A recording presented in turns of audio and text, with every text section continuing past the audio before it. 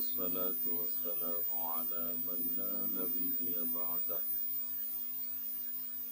وعلى آله وأصحابه أجمعين.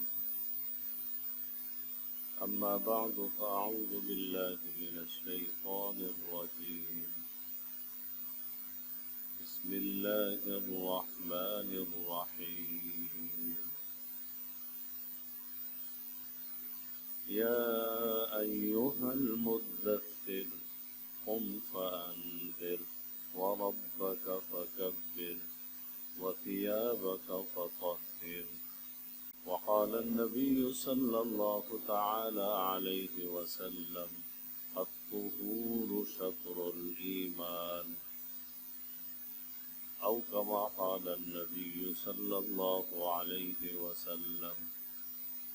صدق الله العظيم وصدق رسوله النبي الكريم، ونحن على ذلك لمن الشاهدين والشاكرين، والحمد لله رب العالمين.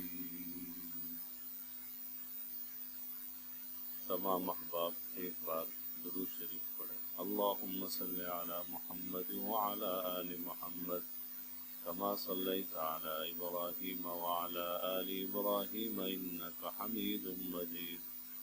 اللهم بارك على محمد وعلى آل محمد كما باركت على إبراهيم وعلى آل إبراهيم إنك حميد مجيد. میرے محترم دوستو، عزیز بھائیو، ہمارے مذہب میں، مذہب اسلام میں طہارت اور پاکیزگی کی، نظافت اور صفائی ستھرائی کی بڑی اہمیت، اور ہمارا مذہب، ہماری شریعت دوسرے مذاہب کے مقابلے میں اس صفت اور اس خوبی میں ممتاز ہے کہ ہمیں اللہ رب العزت نے طہارت کا، نظافت کا، صفائی اور ستھرائی کا حکم دیا ہے، وجوبی حکم دیا ہے، فرضی حکم دیا ہے. باقی مذاہب کا جب مطالعہ کیا جائے تو ان کے مذاہب میں صفائی ستھرائی کو کوئی اہمیت نہیں، بلکہ اس کے مقابلے میں بعض مذاہب میں تو صفائی نہ کرنا ان کے نزدیک دینداری ہے، کہ وہ لوگ جتنا صفائی ستھرائی سے دور رہیں گے، طہارت سے دور رہیں گے، تو وہ اتنے اپنے مذہب میں متدین اور دیندار کہلائیں. علی میاں رحمہ اللہ نے لکھا ہے کہ بعض راہبوں میں، عیسائی راہبوں میں اس قدر طہارت اور نظافت سے دوری تھی کہ ایک راہب پادری نے یہ کہا کہ میں نے زندگی بھر اپنے پاؤں نہیں دھوئے.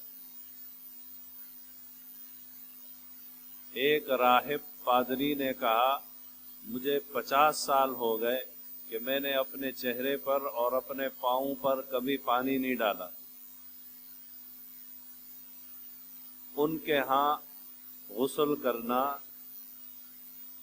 ہاتھ پاؤں منہ چہرہ دھونا، یہ ان کے نزدیک دین سے دوری سمجھا جاتا تھا، کہ جو ہمارے مذہب میں بڑا دیندار ہوگا وہ یہ کام نہیں کرے گا. روم کی عدالت میں ایک مرتبہ عجیب مقدمہ پیش ہوا. کہ ہمارے روم میں کچھ لوگ ہیں جو روزانہ غسل کرتے ہیں، لہذا ان کے خلاف مقدمہ کیا جائے۔ پاپائے روم کی مذہبی عدالت میں یہ مقدمہ پیش ہوا اور روزانہ غسل کرنے والوں کو سزا دی گئی۔ پہلے دن جو روزانہ غسل کرنے والے تھے ان کو سزا دی گئی، ان کی تعداد 2000 تو ایسے لوگ تھے جن کو زندہ جلا دیا گیا، اور 70,000 لوگ ایسے تھے کہ ان کو کہا گیا ان کو بہت سخت قسم کی قید و بند کی صعوبتیں اور سزائیں دی جائیں۔ ان کا جرم کیا تھا کہ یہ لوگ روزانہ غسل کرتے۔ اور بعض منصب پر رہنے والے آفیسروں کو، گورنروں کو صرف اسی وجہ سے اپنے عہدے سے معزول کر دیا گیا کہ یہ لوگ غسل زیادہ کرتے ہیں، وضو زیادہ کرتے ہیں۔ وضو کا مطلب ہاتھ پاؤں زیادہ دھوتے ہیں۔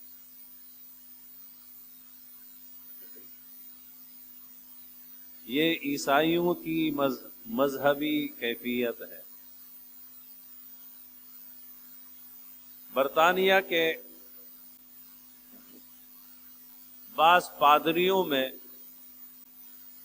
اتنے میلے کچیلے ہوتے تھے کہ بعض پادری جب لوگوں میں نکلتے تھے تو ان کے کپڑوں پر جوئیں رینگ رہی ہوتی تھی، اس لیے کہ جب غسل نہ کیا جائے، صفائی ستھرائی نہ کی جائے تو جوئیں ڈیرا ڈالتی ہیں۔ یہ عیسائی مذہب کا حال ہے۔ ہندو مذہب دیکھیں، ابھی چند سال قبل ہندوستان کے ایک سابق وزیر اعظم، ان کا بیان میڈیا پر شائع ہوا تھا اور صاحب کہہ رہے تھے کہ میں روزانہ صبح اپنا پیشاب پیتا ہوں،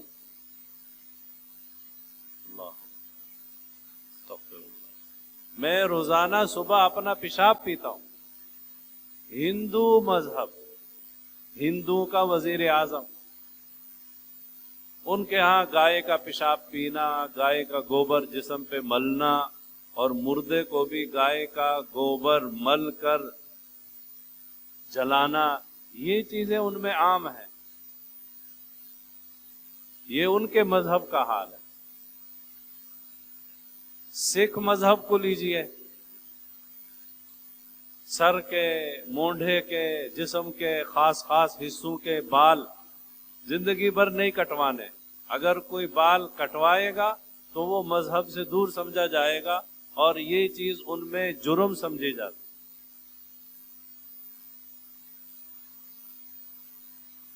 لہذا جو پکا سکھ مذہب والا ہوگا وہ جسم کے خاص اعضاء وغیرہ ان کے بال نہیں کاٹے۔ یہ ان مذاہب کا حال ہے، اور ان کی طہارت اور ان کی صفائی ستھرائی کا یہ حال ہے۔ اللہ رب العزت نے ہمیں کتنا خوبصورت، پیارا، پاکیزہ، طہارت و نظافت والا مذہب اور شریعت عطا فرمائی ہے کہ ہمارے پیغمبر جناب نبی کریم صلی اللہ علیہ وسلم طاہر، مطہر، طہارت والے، طہارت کو پسند کرنے والے، طہارت کا حکم دینے والے، طہارت کی ترغیب دینے والے۔ اللہ تعالیٰ کی طرف سے وحی آتی ہے، ابتدائی وحیوں میں سورہ مدثر ہے۔ سورہ مدثر کا نزول ابتدائی وحیوں میں ہے۔ یا ایھا المدثر قم فانذر وربک فکبر وثیابک فطہر، اپنے آپ کو، اپنے کپڑوں کو پاک صاف کیجیے۔ ہماری شریعت میں 5 وقت نمازیں ہیں اور ہر نماز کے وقت وضو ہے۔ وضو کا حکم، غسل کا حکم، وضو صرف نمازوں کے لیے نہیں ہے، اور بھی بہت ساری عبادات ہیں، ان کے لیے بھی وضو کا اہتمام۔ آپ نے تلاوت کرنی ہے، وضو کیجیے۔ آپ نے نفل پڑھنے ہیں، وضو کیجیے۔ آپ نے ذکر اذکار کرنا ہے، وضو کیجیے۔ لمحہ لمحہ طہارت کا حکم، طہارت کی فضیلت کا بیان، نظافت کا بیان۔ آپ صلی اللہ علیہ وسلم نے کچھ چیزیں فطرت دین میں سے، فطرت اسلام میں سے، فطرت سلیمہ میں سے بیان فرمائی۔ فرمایا مسواک نبیوں کی سنت، فطرت سلیمہ۔ آپ صلی اللہ علیہ وسلم نے ہر نماز، ہر وضو کے وقت مسواک کا حکم دیا، تاکہ مسلمان بندے کا منہ پاک صاف رہے، اس کے منہ سے ایسی کوئی ناپسندیدہ بو بالکل نہ آئے۔ اور میں نے ایک جگہ پر پڑھا کہ اگر منہ میں بدبو آ رہی ہو، بعض مرتبہ دانتوں میں کوئی چیز رہ جاتی ہے، اس کی وجہ سے بھی منہ سے بدبو آتی ہے، تو منہ سے بدبو آ رہی ہو تو فرشتوں کو بالخصوص کرامن کاتبین کو اس سے تکلیف ہوتی ہے، اس لیے حکم دیا مسواک کیجیے۔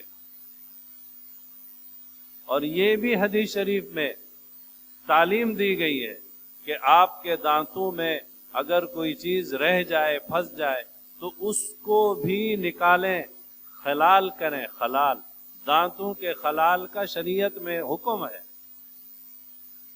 آپ صلی اللہ علیہ وسلم نے اس کا طریقہ سکھایا۔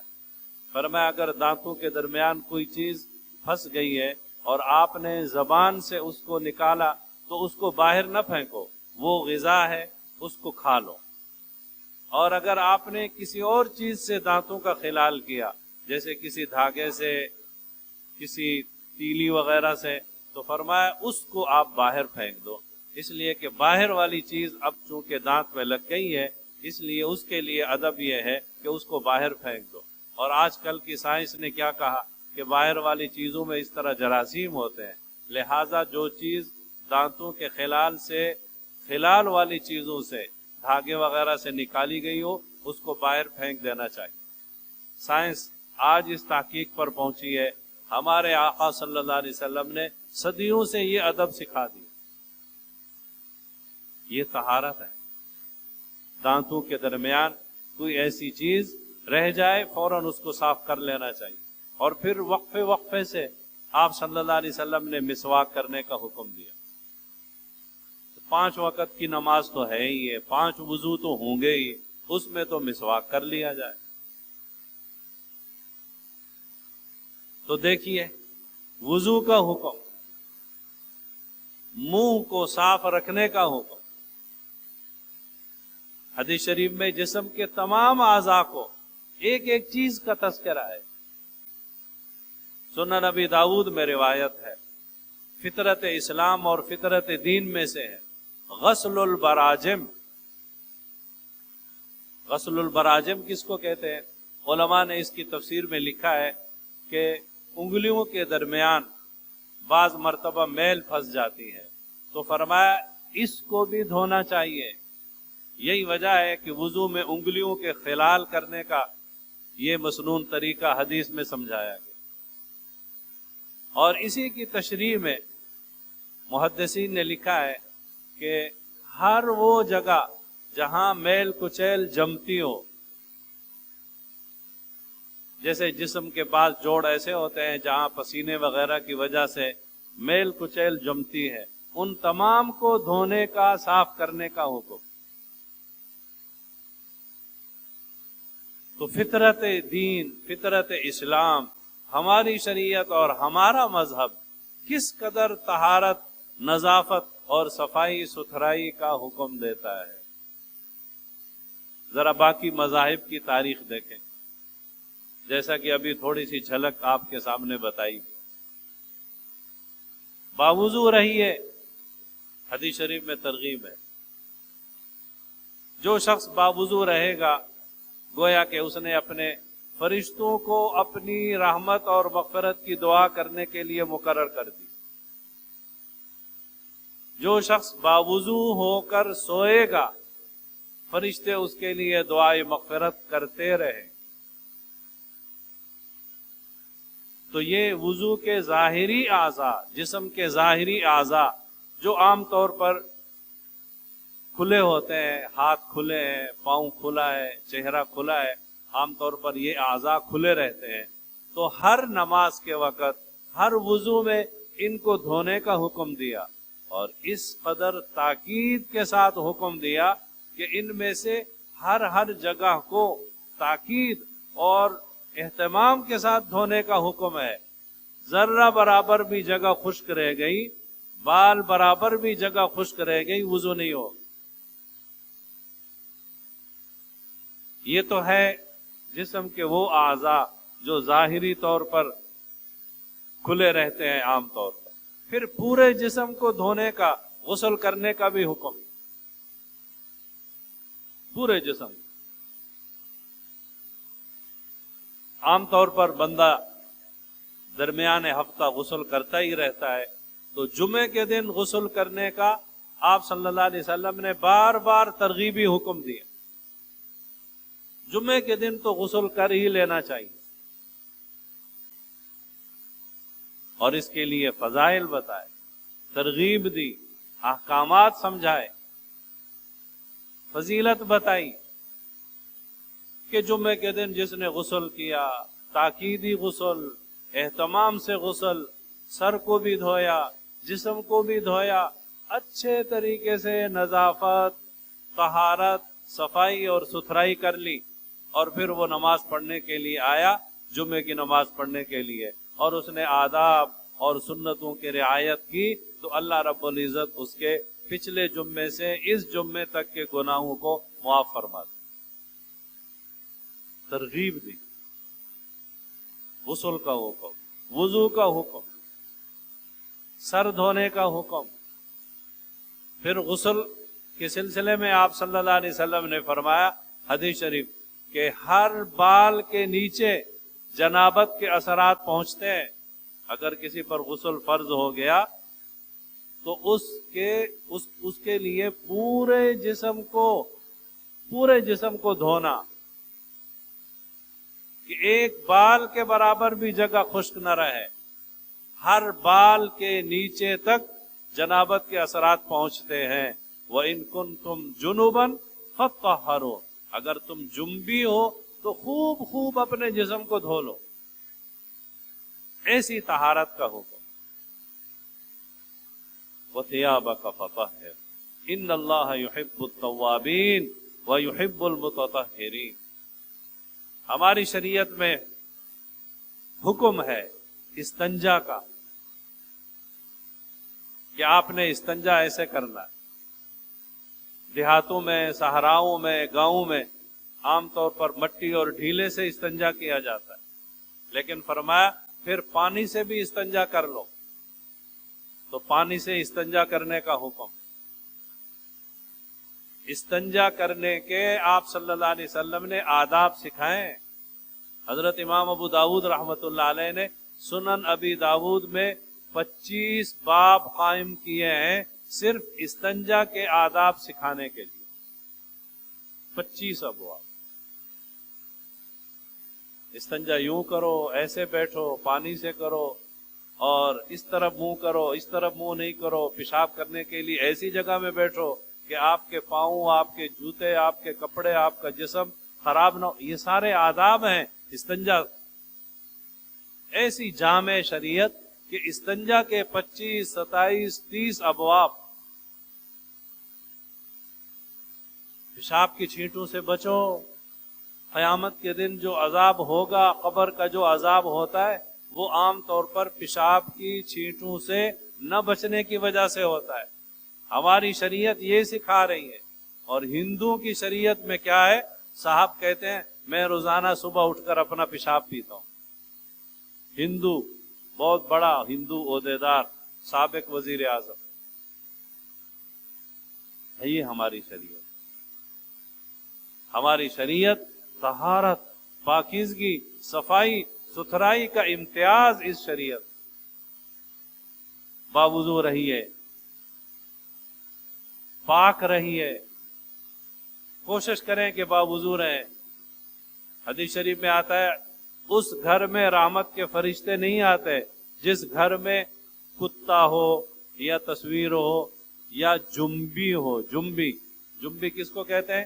جس پر غسل فرض ہو جائے اور وہ غسل نہ کرے. تو محدثین اس کی تفسیر میں لکھتے ہیں کہ اس سے وہ والا آدمی مراد ہے جس کی عادت ہی یہ ہو کہ بس غسل فرض ہو گیا تو کئی گھنٹے تک غسل ہی نہیں.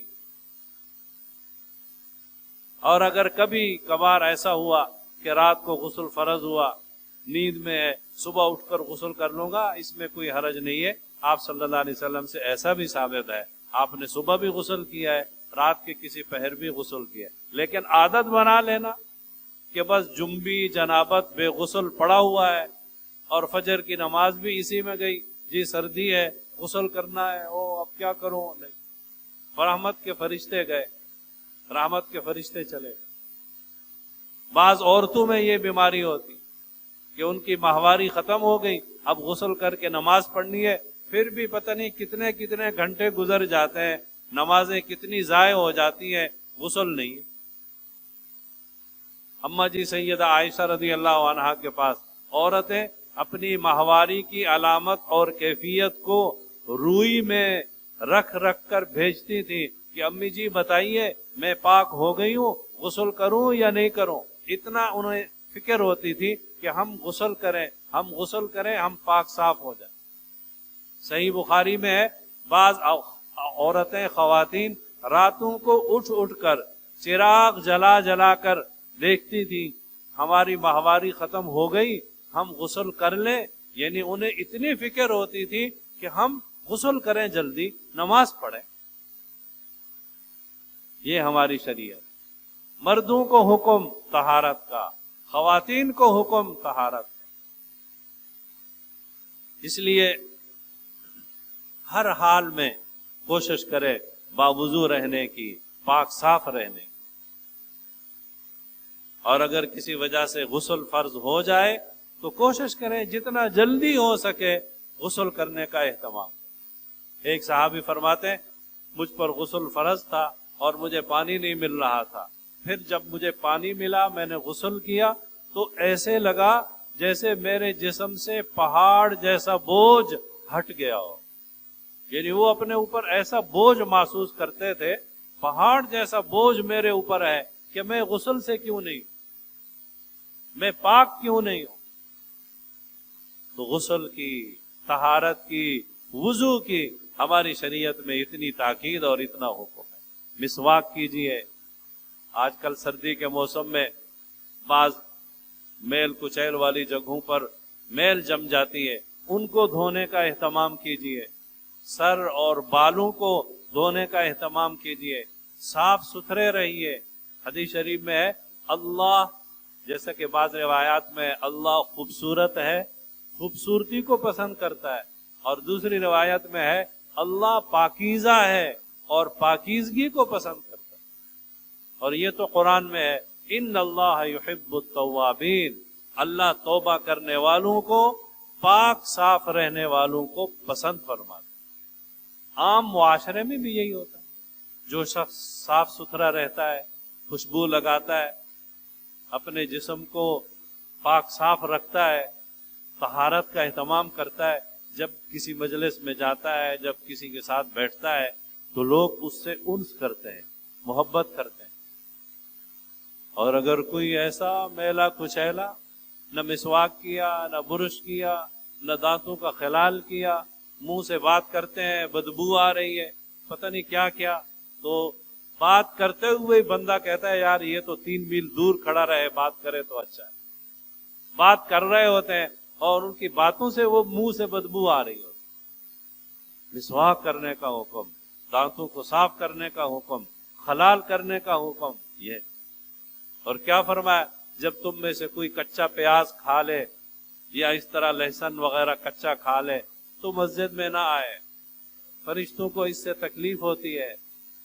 تو جیسے حدیث شریف میں ہے جیسے انسانوں کو تکلیف ہوتی ہے تو فرشتوں کو بھی اسی طرح بدبو سے تکلیف ہوتی ہے۔